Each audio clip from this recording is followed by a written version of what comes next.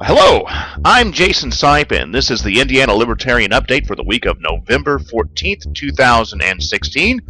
Yes, this is brand new. This is something that I am trying to develop as an information and outreach tool for the Libertarian Party of Indiana and our county affiliates. If there is sufficient interest, I will produce this 5 to 10 minute video on a weekly basis, but I'm going to need your help. Don't worry, I'm not going to come looking for money. I am going to come looking for information, though, and we're going to talk a little bit about that towards the end of today's message. What a great year for Libertarian candidates here in the state of Indiana. Right now, you should be taking a look under my share screen. You should be seeing historic year for Clark County Libertarians. This article came from the News and Tribune. It features a great color image of our very own Kelly Curran. I'm not sure who he is chatting with, but it looks like it might be a familiar character to Libertarians in the southern part of the state. We had a mixed bag when it came to coverage this year. In some ways, we saw great strides. In other ways, we saw intentional omissions and the media using the media manipulating through marginalizing libertarians and other candidates who were not part of the old party, two-party scam. That's part of the reasons why we're doing this, is an effort to build our own brand and build a better way of providing information to libertarians throughout the state. Okay, let's talk a little bit about the actual results. While we're doing that, I'm going to go ahead and bring out a pod that has some information about state Senate races and the state representative races. We'll scroll through that in just a minute.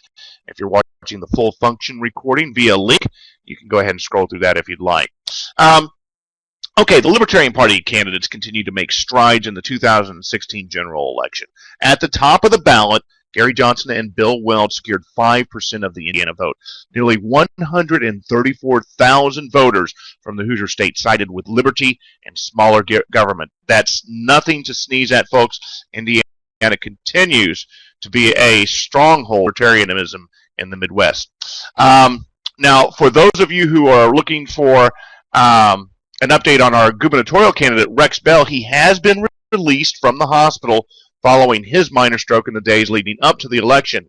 We're very happy to say that he is recovering with the assistance of his wife, who was reelected to her post as a Libertarian judge in Hagerstown, Indiana. Congratulations to her for her reelection, and also congratulations to Rex, who earned over 86,000 votes in his race for governor. Also, we don't want to forget our very own Carl Tatgenhorst, who was on the ballot for lieutenant governor, and he was part of the team who made for a very strong showing for libertarians in the gubernatorial race this year.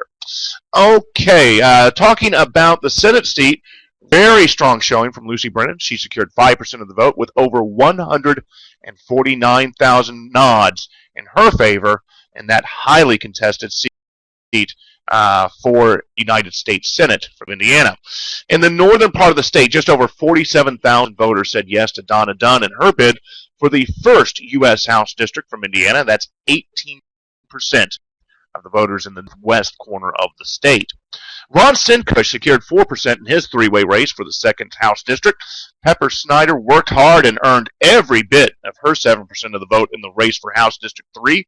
In the 5th, Stephen Mayoris pulled in 5% of the vote, and Matt Whitliff got over 15,000 votes in the deeply Republican 5th District, which includes Hamilton County, just north of Indianapolis.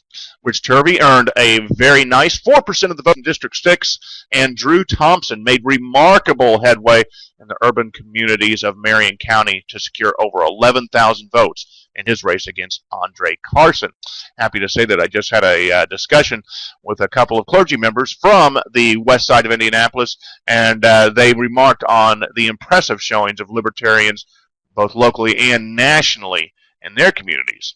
Andrew Horning had a solid 5% of voters in his race for the 8th U.S. House seat, and Russell Brooksbank rounds out your Libertarian candidates for U.S. House with over 17,000 votes in his favor in that hotly contested race for the 9th House District.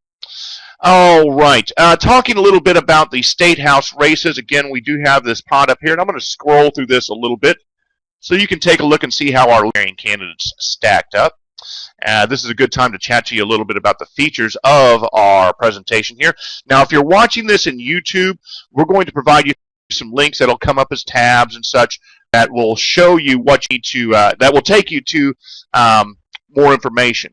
But if you're watching the full featured recording of this via the link that you received in a webmail, you can actually go to the pods that you see over here to my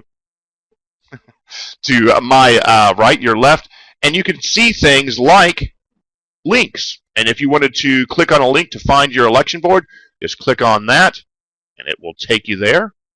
All you need to do is hit that Browse To button. Now that we've scrolled through the state election results, I'll go ahead and bring back the share screen, and you can even see what I have here.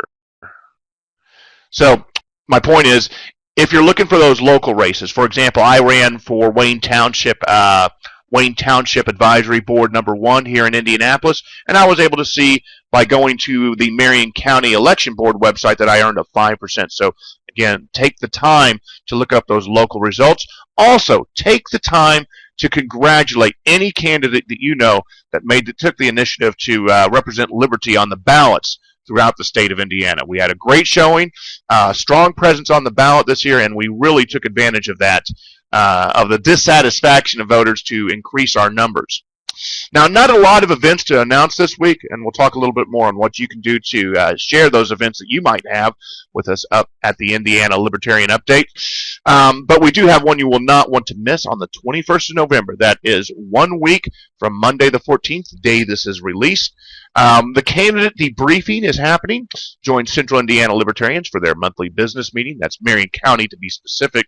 They're going to be meeting at the Antelope Club. They'll take care of the usual monthly business, but then they're going to talk to local candidates and candidates from throughout the state to dismantle the 2016 election. Many of the folks that we just mentioned, many of the folks that you've seen on the running for the State House will be there. People start gathering around 6 p.m. at the Antelope Club for some food and drinks. The meeting actually gets underway at 7. I do have a link for that for some more details. Let me go ahead and click on that. Should jump up if you are watching the full function recording on YouTube. We'll try to get a tab out here for this. And the candidate debriefing RSVP, some more details for you there. Okay, try to see us next Monday. We do have your Liberty link of the week. It's the Advocates. If you're not familiar with the Advocates, you're probably really new to libertarianism. TheAdvocates.org is the executive director is our very own Brett Bittner, a very active and productive libertarian, both locally and nationally. Libertarian gives us the famous world's smallest political quiz. If you've never taken a chance to take it for yourself, be sure to do so. And don't forget, it's a great tool to pass along, especially as so many people are reevaluating and gaining reflection upon their political decisions. So be sure to pass it along. It's theadvocates.org. Now, I need your help. I'd like to make this happen on a weekly basis, but I'm going to need information for you. So if you have events, if you have thoughts, story ideas you would like to share with Indiana Libertarian Update, just send them my way. It's gobalico@live.com. Actually, let me see if I can make that a link here for us real quick. And yeah, just click on gobalico@live.com if you're watching the full function recording.